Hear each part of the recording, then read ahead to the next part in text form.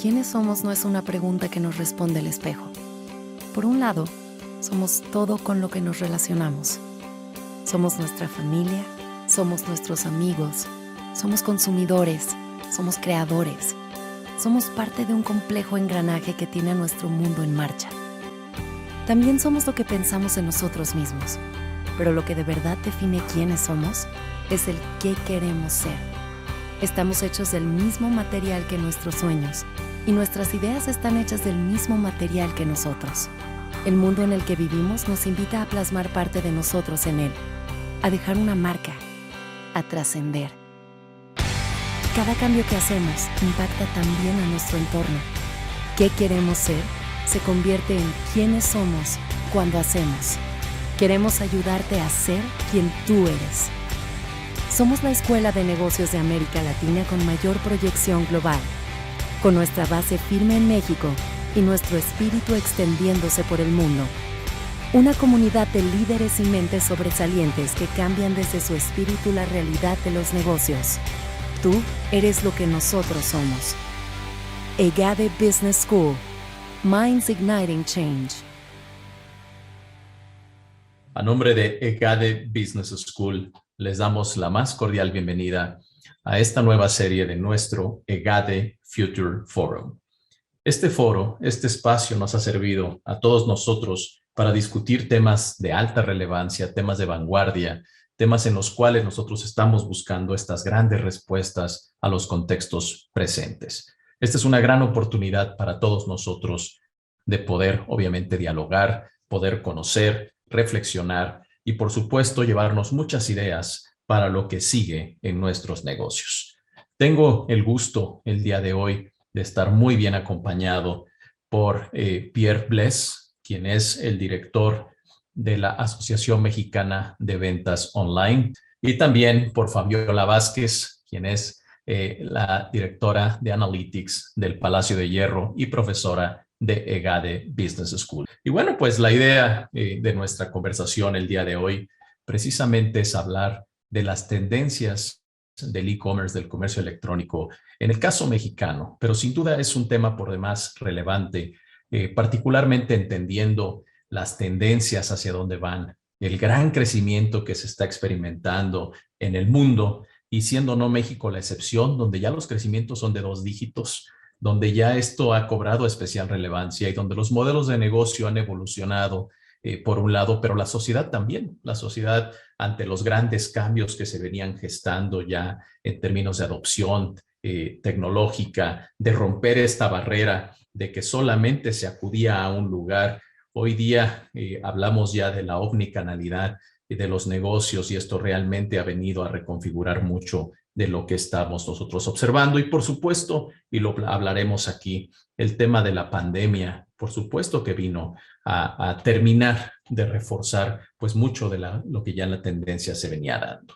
Bueno, pues sin más mayor preámbulo, pues si les parece vamos a iniciar. Y yo empezaría preguntándoles, dado que estamos nosotros en esto que llamamos la nueva normalidad, que como yo digo no es tan nueva ni es tan normal, hay muchas normalidades que estamos viviendo. ¿Cuáles son los principales retos y aprendizajes que deja en tema de comercio electrónico en México todo este contexto, toda esta evolución, por un lado para las empresas, pero también para los líderes? Comenzaremos con las damas. Fabiola, por favor, si gustas compartirnos. Gracias. Con mucho gusto. Pues bien, creo que estos casi 2 años en los cuales tuvimos esa normalidad en la cual muchos de nosotros como consumidores estábamos encerrados, hicieron o expusieron al consumidor mexicano a tener que tomar al comercio electrónico como una alternativa porque era la única manera o prácticamente la única manera en la que podían acceder a ciertos productos y servicios. Una de las teorías que sustentan a la calidad del servicio en comercio electrónico tiene que ver con que bajo una circunstancia en la cual hay este tipo de tensiones o disrupciones como lo fue la pandemia, el cliente tiene a desintensificar las exigencias que genera hacia el comercio electrónico. Dicho lo anterior, se hicieron un poco más tolerantes a esperar un poco más sus productos, a cambio de tener la garantía que llegara a su domicilio de manera segura y limpia, para ellos mantenerse a salvo para evitar contagios. Hoy, este patrocinio que ofrecía el cliente se ha terminado. Y sin embargo, la exigencia de un cliente que, por un lado, entiende mejor al comercio digital, ya que muchos antes de la pandemia no lo vivían, y por otro lado, que hoy día ya nuevamente están expuestos a la posibilidad de ir a comprar en la calle o ir a sufragar sus necesidades en tiendas abiertas, pone una gran tensión al comercio electrónico porque ahora ya no es una necesidad, sino una alternativa.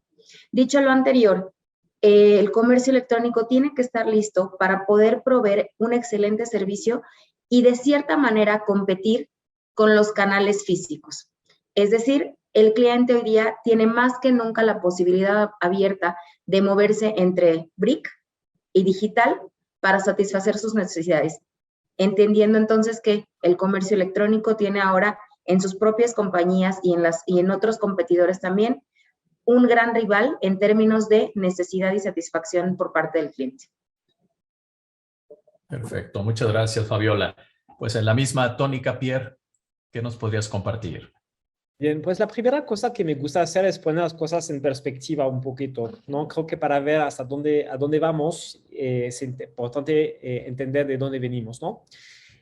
Una cosa que olvidamos a veces es que el comercio electrónico, de hecho en México, tiene muchísima relevancia desde probablemente 2017. Entonces fue el primer año donde México ha tenido el mayor crecimiento en porcentaje de toda América Latina, ¿no?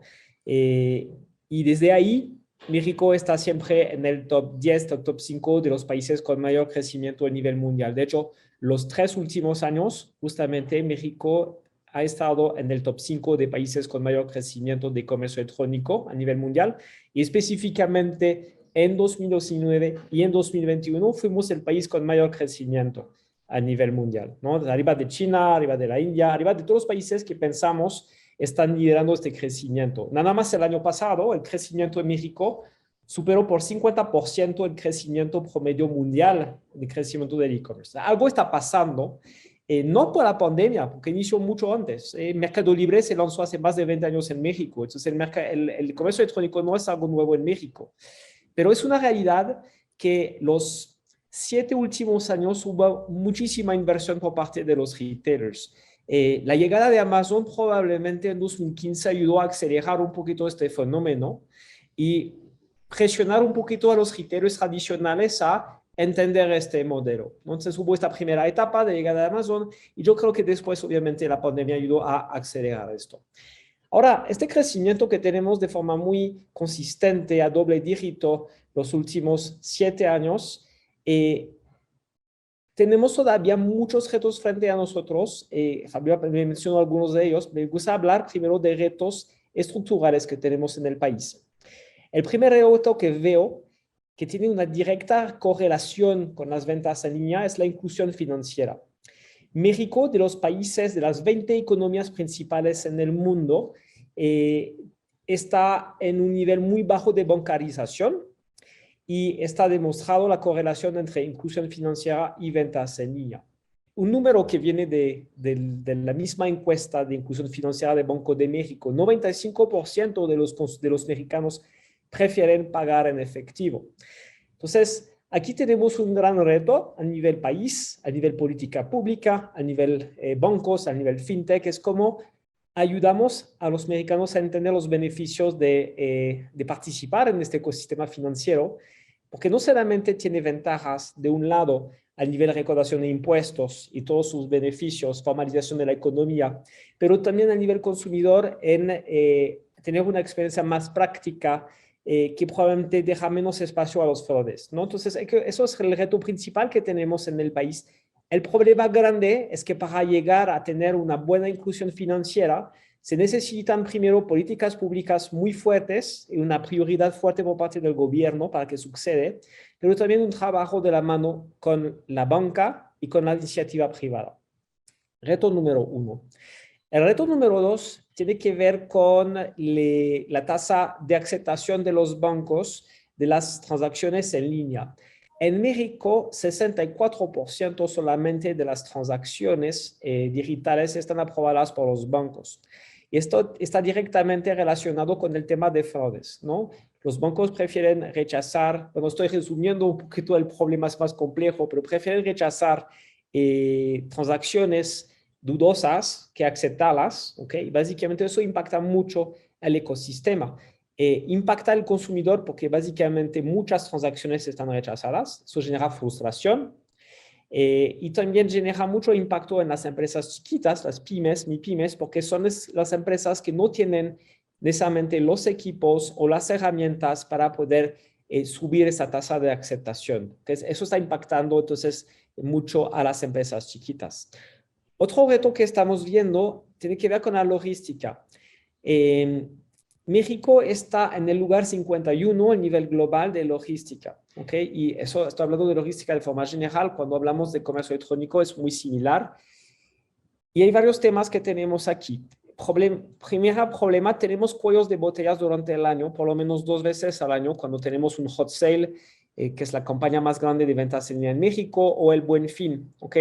Hay una falta de oferta en el país, necesitamos más inversión, necesitamos específicamente más inversión en la última milla, ¿okay? Lo platicaremos quizás más adelante. Eso es un reto bien importante. También el tema de exportación es otro reto. Vamos a platicar probablemente de las oportunidades que hay para empresas mexicanas de exportar afuera usando el canal digital. Pues el problema es que aquí los procesos son complejos en comparación con otros países. Los costos de logística son bastante altos también comparándonos con otros países, ¿no? Y al final hay una cosa que no tenemos en México en comparación con otros países, es un jugador público, como lo podría hacer Correos de México, que ayude también a dar un servicio adicional especialmente a las pymes, ¿no?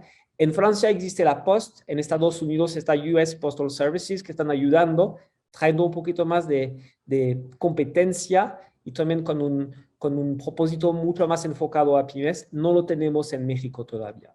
Y el último es el talento. Hay mucho talento en México, pero necesitamos más talento digital.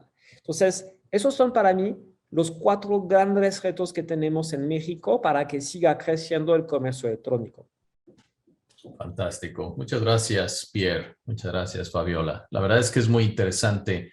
Uno, el poder ver dónde estamos, cómo se está evolucionando, por supuesto. Pero cuando nosotros pensamos hacia dónde vamos, es muy importante hacer precisamente este ejercicio de ver los retos y ver, obviamente, las oportunidades y lo que se tiene que construir. Hablabas, Pierre, del tema de la infraestructura, que es sin duda interesante el contexto, cómo va evolucionando. Hoy hablamos pues de muchos temas, empezando por el tema, por supuesto, de que registramos toda la actividad dentro del comercio electrónico, pero hoy día tenemos capacidades mucho mayores de analítica, de no solamente registrar la venta, la transacción, sino la intención. Y esto sin duda empieza a ser algo bastante interesante en materia analítica. La llegada de la transformación digital y cómo esto empieza a coincidir, pues sin duda empieza a juntarse varios factores, ¿no? Por un lado, la gente está más abierta a comprar por medios electrónicos y por otro lado, hay más tecnología, hay más oportunidades, pero también empiezan a crecer estos retos que tú atinadamente mencionabas, Pierre. Regreso entonces contigo en materia de esto. Hoy día, ¿cuál sería en materia de política pública, en materia de juntar esto con el sector privado, cuando estamos hablando de infraestructura? ¿Hacia dónde tenemos que empezar a ir? Estamos creciendo, por supuesto, las capacidades del Internet. Estamos teniendo cada vez más opciones en manejo de buscadores. Estamos teniendo la capacidad de tener más aplicaciones en nuestros teléfonos. Y esto, por supuesto, que nos permite acceder, por un lado, a más empresas, pero también a las empresas evolucionar sus modelos de negocio y tener otro tipo de canales para coincidir con el mercado. ¿Cuáles serían tus reflexiones respecto a cómo se está dando toda esta conjunción de factores?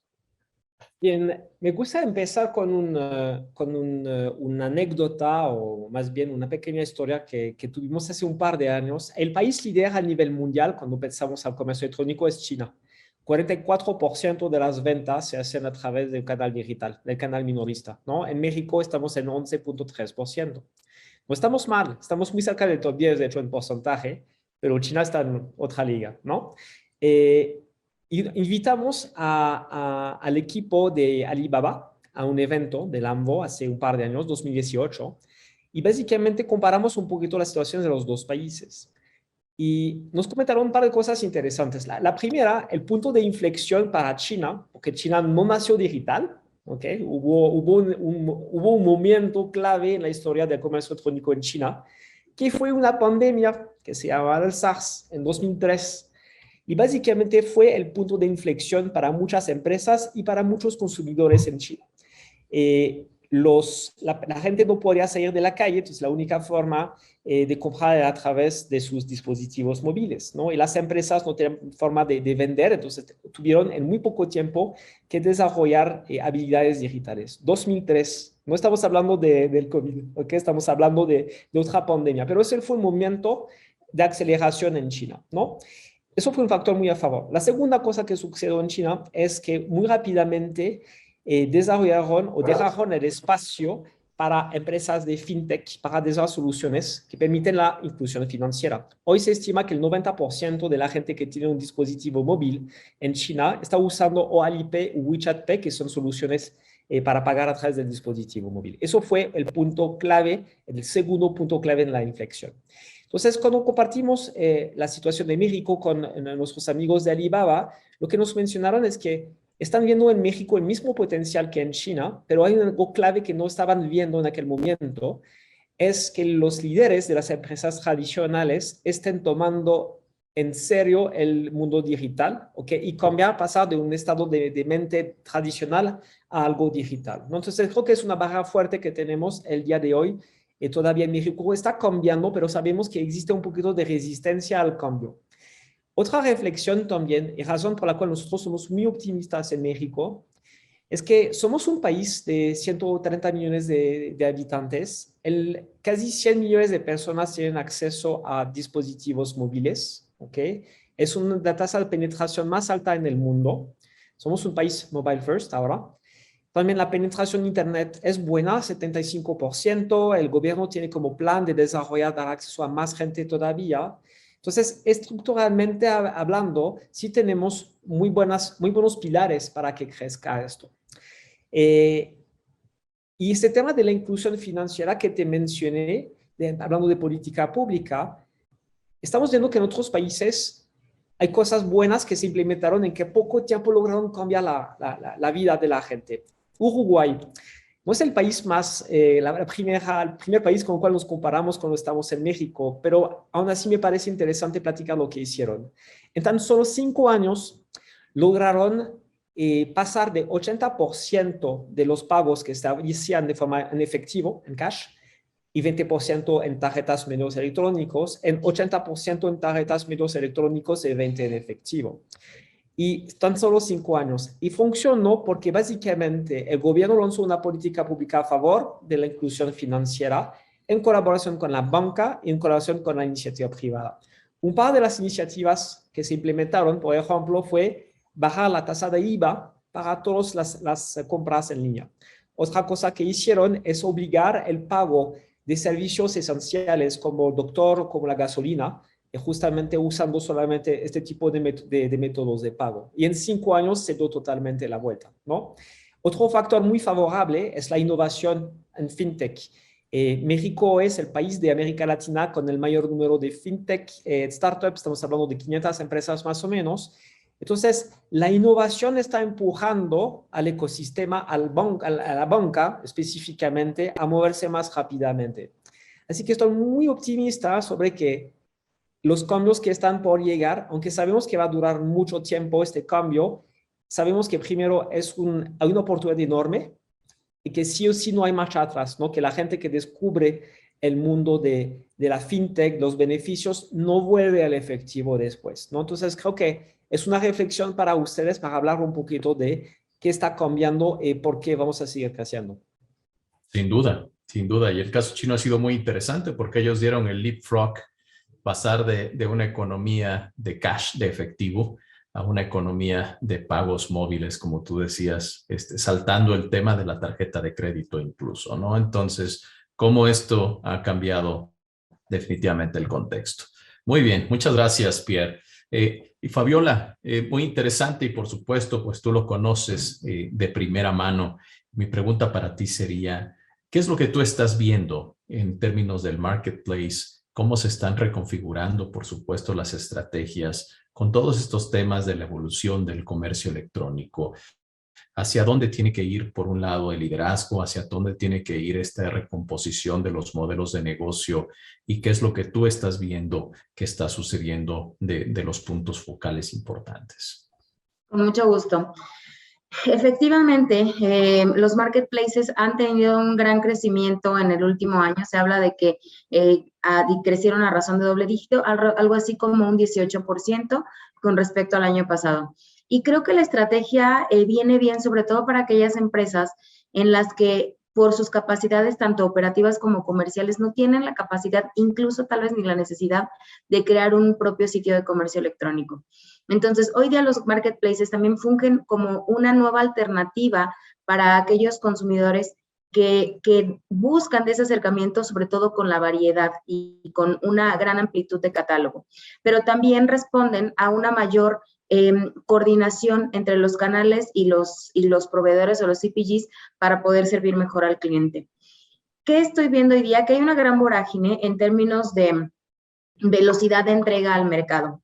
Y esto me lleva hacia una investigación muy interesante que se está desarrollando en el MIT en torno al e-commerce sustentable. Me parece que el marketplace apunta también hacia la sustentabilidad y en México no podemos ser la excepción ni dejarlo de lado.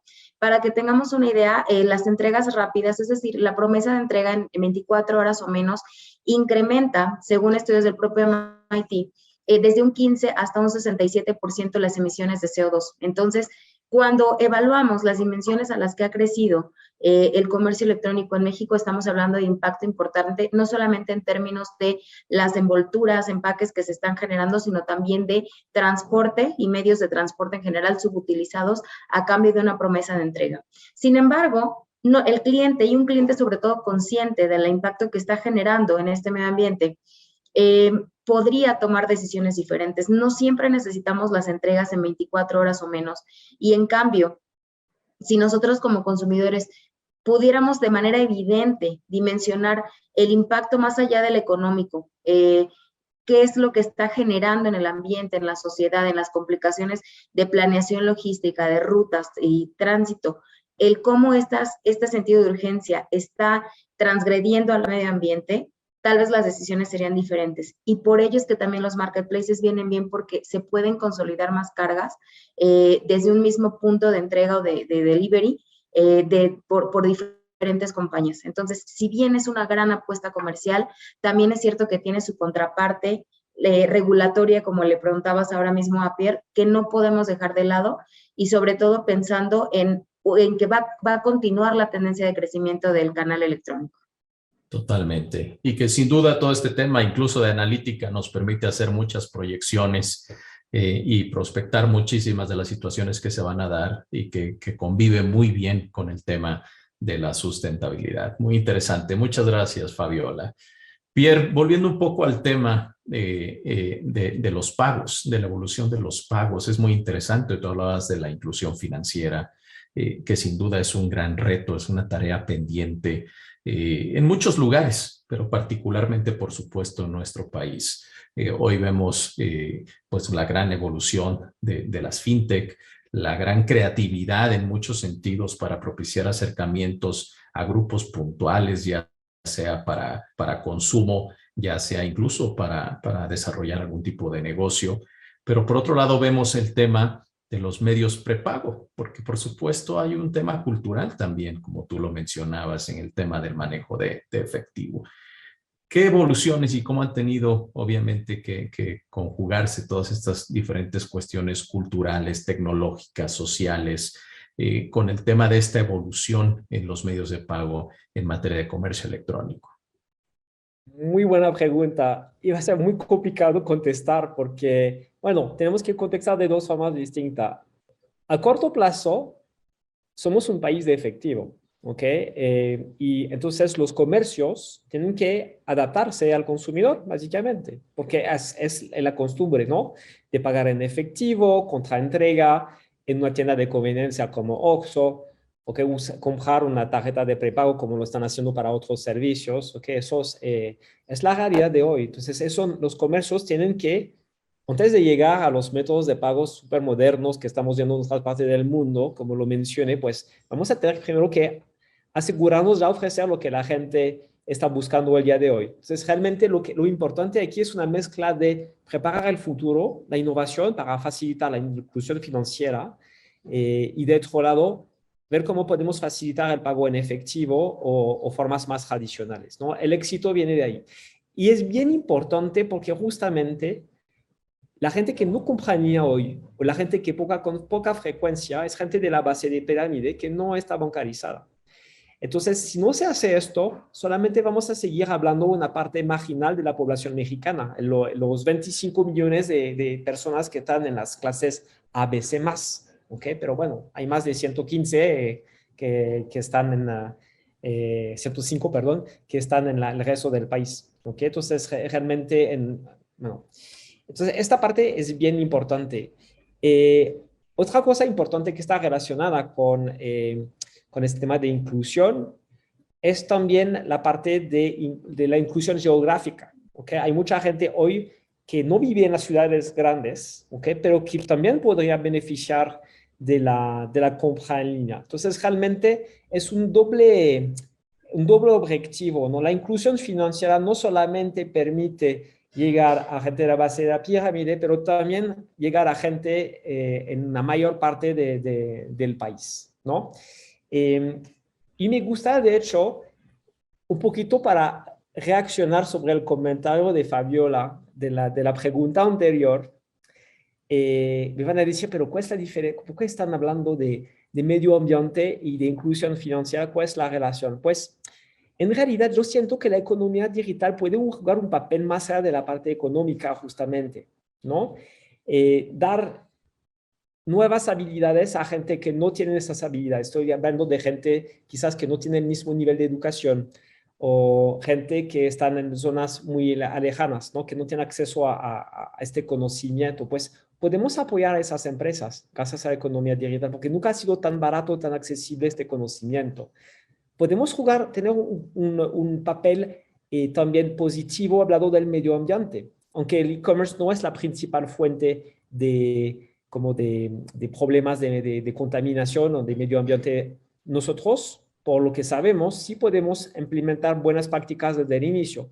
Lo bueno de empezar tarde es que podemos implementar directamente las buenas prácticas, ¿no? Entonces, en Europa se está hablando muchísimo del impacto del medio ambiente del comercio electrónico. Nosotros no tenemos que esperar como líderes de negocios, de industrias, como consumidores, no tenemos que esperar que esas tendencias lleguen a México. Va a venir. Entonces, lo anticipamos de una vez.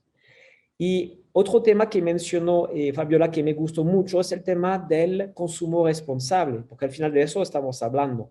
Si queremos desarrollar este canal, que la gente compre más en línea, obviamente, pero estaría mejor todavía que creamos a consumidores responsables que compran cuando realmente lo necesitan, por ejemplo, pero también que están conscientes de las consecuencias de sus acciones.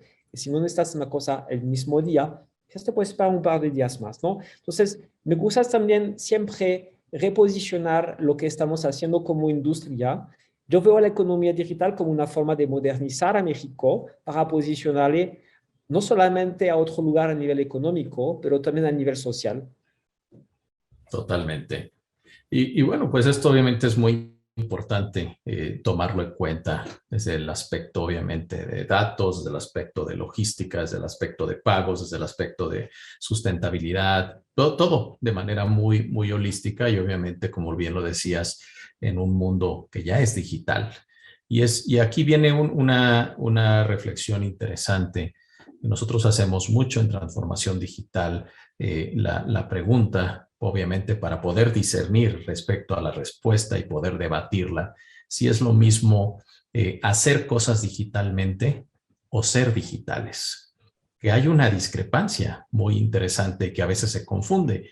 Y aquí yo le abriría la pregunta para los dos o cualquiera de los dos que quiera responder. Si es lo mismo el comercio electrónico o el comercio digital y cuáles serían los puntos que nosotros tendríamos que ver a ese respecto. No sé si alguien quiere responder. Quieren la tomo y definitivamente no es lo mismo. El comercio electrónico es un subconjunto del comercio digital.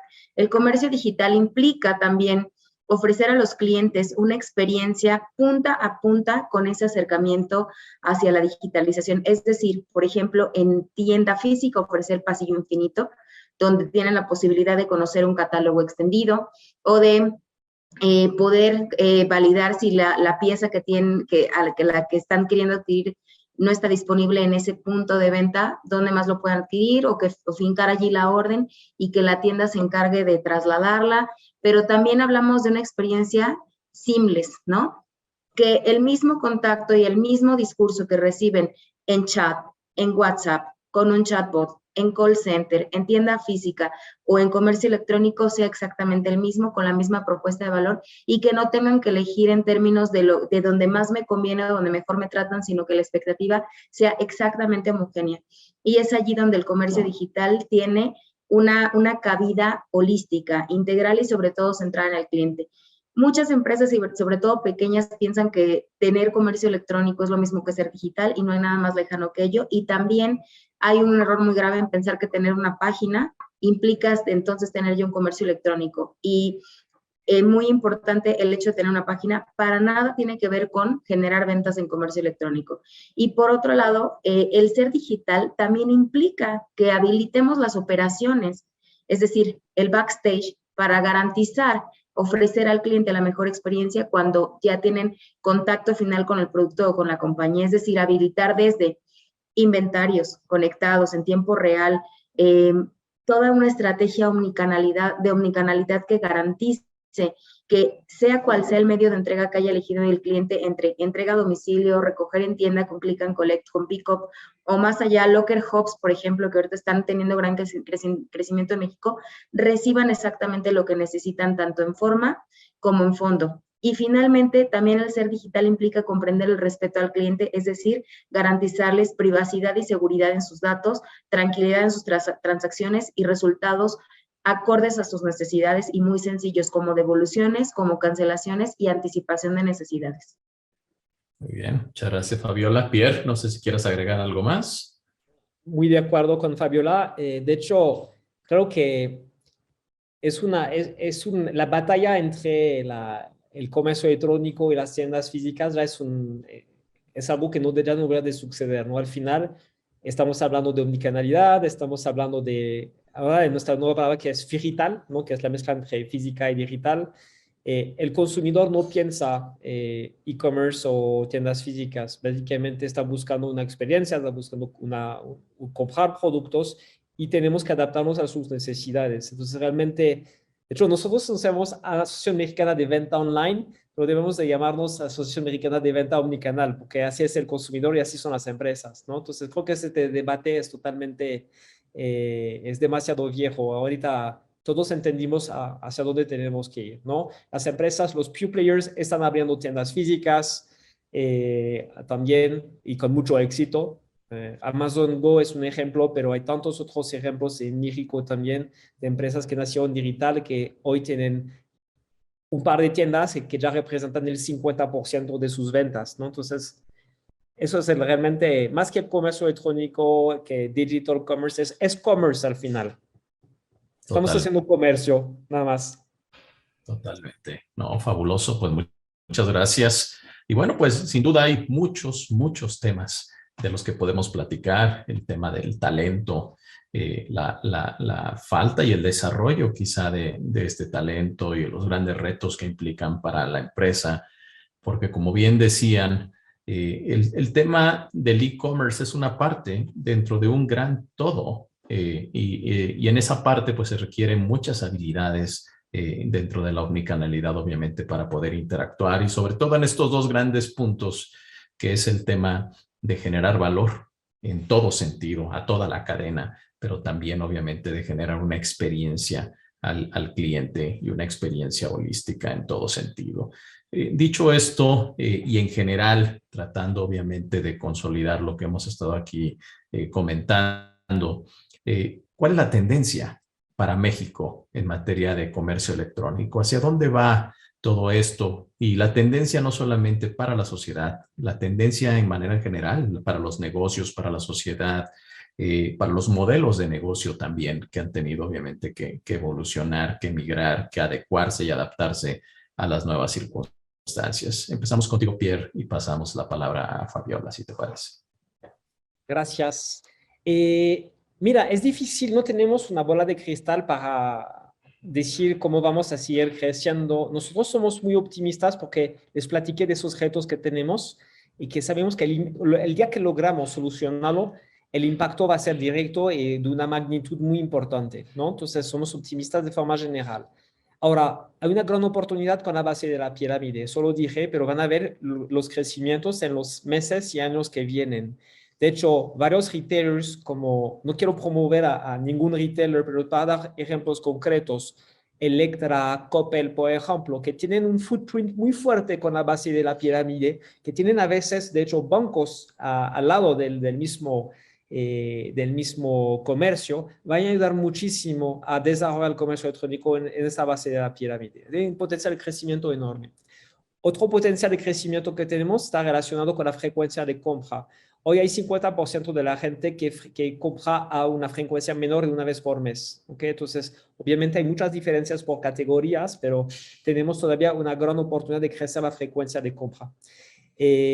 Otro factor muy importante es el tema de las pymes. Hoy, de las 4.9 millones de pymes que operan en México, según INEGI, solamente un 10% vende en línea. Y probablemente un 10% de este 10% tiene ventas significativas, ¿no? Entonces, hay una gran oportunidad de traer a más pymes en el mundo digital y también atraer y después explicar a esas empresas cómo aprovechar mejor este canal, porque solamente tener una tienda en línea no significa que vas a tener éxito, ¿no? Otro factor bien importante o segmento que tiene un potencial importante para México es el B2B. A nivel global, el B2B commerce representa 4 veces el B2C commerce. Entonces aquí hay una oportunidad grande. En México no tenemos todavía esa cultura como empresas de comprar en línea a otras empresas. Aquí hay un potencial enorme. Entonces, nada más un par de ejemplos que demuestran el potencial que tenemos todavía hablando de crecimiento en México. Fantástico. Gracias, Pierre. Fabiola, ¿algo que quieras agregar? Sí, yo creo que coincido totalmente con Pierre. Hay una gran oportunidad en pymes. Hay mucho artesano, mucho microemprendedor que podría tener el potencial para tocar no solamente nuevos rincones en México, sino en el mundo, pero también es real que hay una gran necesidad de profesionalización en digitalización e e-commerce. Incluso, y aunque pueda sonar un poco osado el comentario, aún en posiciones directivas, en comités de comercio electrónico hay grandes oportunidades. Y no es crítica, sino reconocimiento del área de oportunidad, porque tenemos todavía un gran camino de profesionalización y mucho de entendimiento, ¿no? Creo que todavía hay un gran trabajo, sobre todo con C-levels, que tienden, y no quiero generalizar, pero que usualmente pertenecen a una generación de baby boomers que son todavía rechazan un poco la aceptación de estas generaciones jóvenes, que por su propia naturaleza digital, nativos digitales, pero también que han tenido ambición de formación digital, que conocen y que saben lo que están proponiendo, y aún así hay miedo a saber o a conocer que el comercio electrónico y el comercio digital sí es rentable, sí ayuda al éxito de una compañía, pero que también requiere un gran compromiso y un gran soporte de la alta dirección. En días pasados acabo de publicar un artículo en El Financiero donde justamente presento qué es lo que nos duele, porque estas pláticas que estamos presentando ahora mismo seguramente tiene conceptos nuevos, pero también varios de ellos los han escuchado en otras charlas, ¿no? Y a veces pensar en implementar una estrategia digital suena en el discurso muy sencillo, pero en la ejecución es una historia totalmente diferente. Y entonces en este artículo, pues les comparto que uno de los pilares principales para una estrategia exitosa digital es el factor organizacional, comenzando por el soporte de la alta dirección. Pero ese soporte no va a ocurrir si los C-levels no conocen y no se involucran con digital, y al contrario, son escépticos y no se permiten aprender de quienes conocen. Pero también qué tan proclive es la organización a arriesgarse a vivir procesos nuevos, adoptar nuevas herramientas analíticas, porque también esto nos ayuda a anticipar y conocer mejor al cliente, y también qué tan complejo o qué tan compatible se hace la estrategia digital con la compañía. En un escenario maduro, en países más avanzados, las funciones de comercio electrónico se realizan exactamente y de manera indistinta por los departamentos normales que dan servicio a las tiendas físicas. Es decir, no hay logística para e-commerce y logística para tienda física, sino que es el mismo equipo que puede vivir en ambos mundos porque entienden los procesos. En México estamos en una disgregación de los sitios de comercio electrónico porque se necesita especialización, pero es una realidad que en el mediano plazo los equipos de mercadotecnia, de recursos humanos, de operaciones deberían ser los mismos porque pueden vivir y comprender ambos procesos. Y finalmente también creo que nos hace falta medir más el comercio electrónico. Hay muchos números que nos ayudan a entender, pero también es cierto que por ejemplo, la función que realiza la AMBO abona para entender más crecimientos, retos, obstáculos, competidores, y que en ese sentido hay todavía mucha labor que hacer para entender con números y poder explicar con numeralia dura y clara para todos hacia dónde es que beneficia en el desempeño organizacional un comercio electrónico. Todavía hay mucho que hacer para que se incluya en la disciplina organizacional la medición y sobre todo se pueda traducir en acciones claras, contundentes, reales y tangibles para la empresa, pero también para la alta dirección y los accionistas. Totalmente. Muchísimas gracias. Gracias, Fabiola. Bueno, sin duda, grandes temas, mucho que platicar. Estos temas dan para mucho, donde nosotros, por supuesto, estamos viendo diferentes aristas. Hay mucha parte, por supuesto, de componentes sociales, hay mucha parte de componentes tecnológicos, la parte, por supuesto, del entorno, cómo está cambiando. Entender que para la empresa, como un ente, pues también tiene un entorno, desde el tema de clientes, el tema de proveeduría, y cómo todo esto sin duda se va concatenando. El tema da para muchísimo más, pero bueno, el tiempo se agota. Y bueno, yo quiero, por supuesto, cerrar con algunas reflexiones por parte de ustedes. Si hay algo más que ustedes consideren que debemos nosotros compartir con nuestra audiencia, que son temas importantes, que son puntos focales en los que nosotros deberíamos seguir este tipo de conversaciones, tanto como líderes, como tomadores de decisión, como gente que está reposicionando, recambiando, reconfigurando los modelos de negocio, entendiendo que estamos en un mundo que evoluciona de una manera muy rápida. Empezamos contigo, Fabiola. Comentarios finales, reflexiones finales que nos quisieras compartir. Claro, con gusto. Primero que nada, la única constante en digital es el cambio. Entonces, lo que menos podemos hacer es quedarnos estáticos o estancados en el conocimiento que hoy tenemos. Estamos viendo surgimiento de nuevas formas de pago, de nuevos tipos de competidores. Tenemos Bitcoin hoy día incluido en el ecosistema de pago. En retail tenemos nuevas formas de entrega. Entonces, quiero invitar a la audiencia a que se siga preparando. No hay capacitación suficiente, no hay webinar o entrenamiento que sobre todo ahora que estamos en un journey como país de profesionalización hacia la digitalización. Segundo, a las empresas genuinamente centrarse en el cliente. En el discurso aparece constantemente que somos centrados al cliente, pero a la hora de saber solventar o al de anteponer la necesidad del cliente, ya hay una gran distancia. Tercero, me parece que el gobierno, y al retomar un poco lo que expresaba Pierre en la pregunta que le hiciste, tiene todavía una gran responsabilidad en temas ambientales, pero también en temas de garantía de seguridad al cliente, pero también me parece que está llegando el momento en que también generen regulación para proteger a las empresas. No podemos dejar de lado que también hay clientes oportunistas, abusivos, y que a veces buscan esos recovecos tanto legales como de los propios procesos comerciales de las organizaciones para lucrar con obtener beneficios adicionales, ¿no? Y cada vez somos más conscientes y también cada vez nos sorprendemos más porque como el consumidor también es muy creativo, ¿no? Y por último, también incitar a las organizaciones y al gobierno a enfocarse hacia la economía naranja. Nos tenemos que seguir reinventando, innovando y hacerlo de una manera disciplinar para incorporar estos nuevos procesos y estas nuevas formas de entendimiento del mercado a través de la innovación, incluyéndolas en el negocio digital y en el comercio electrónico en México. Perfecto, muchas gracias, Fabiola. Pierre. Dos reflexiones.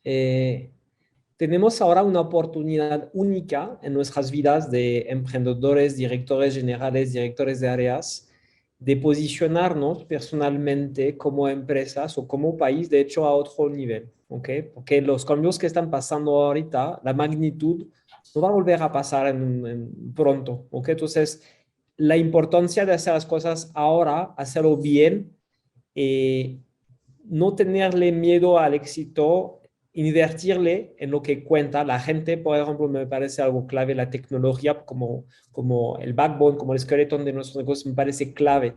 Sé que estamos preocupados con los resultados, la profitabilidad de nuestras empresas en un año complicado, pero está demostrado también en la historia que las empresas que invierten en tiempos de crisis tienen normalmente resultados superiores a los demás. ¿Okay? Es la primera reflexión.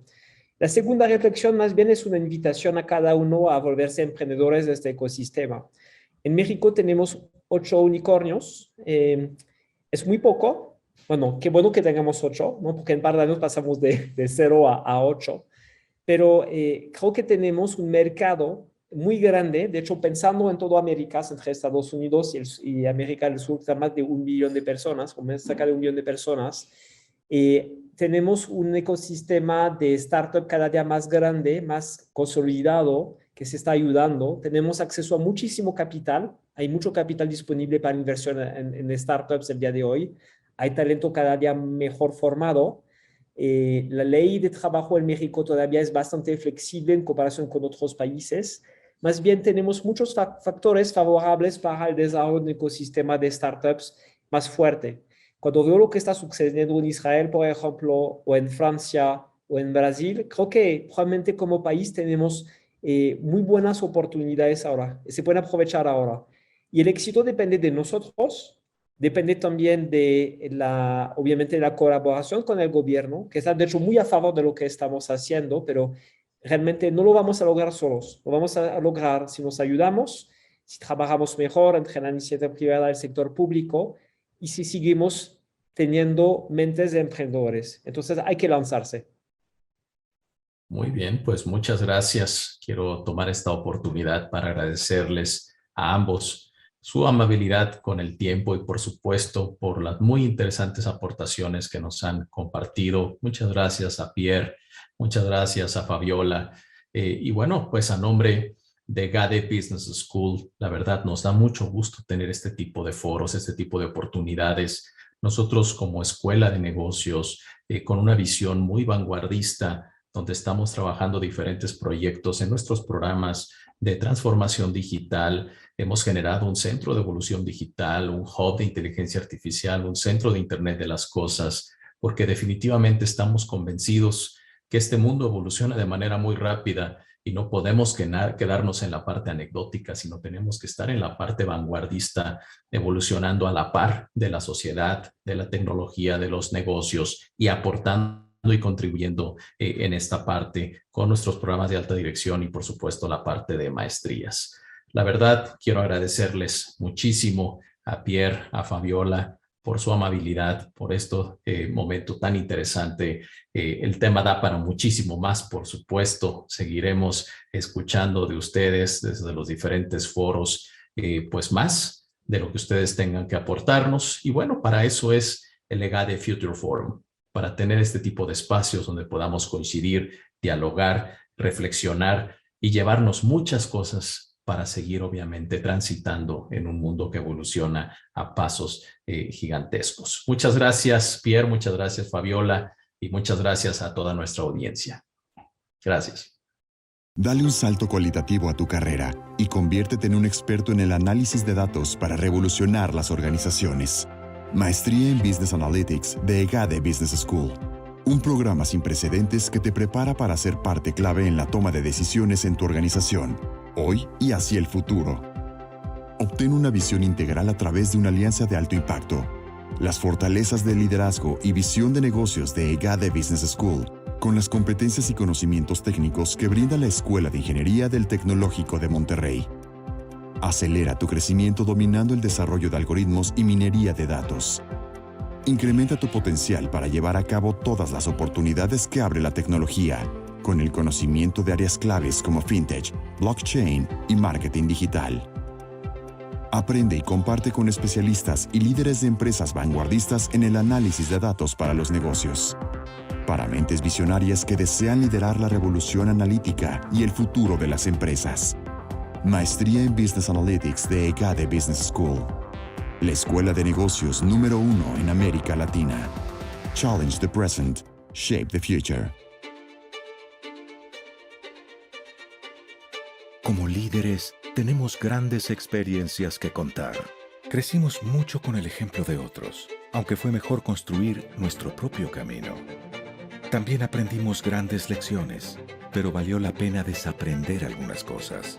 Hubo momentos donde tuvimos que demostrar y convencer a los demás, hasta que los demás nos empezaron a seguir. Este camino está lleno de grandes historias. Hay quienes avanzan con nosotros y otros que se quedan, porque en la búsqueda del éxito, solo los más preparados logran llegar. Somos capaces de hacernos las preguntas difíciles sin asumir las respuestas. Somos los que nos atrevemos a hacer lo que otros no, los que pasamos de dirigir a trascender. Next Level Leadership.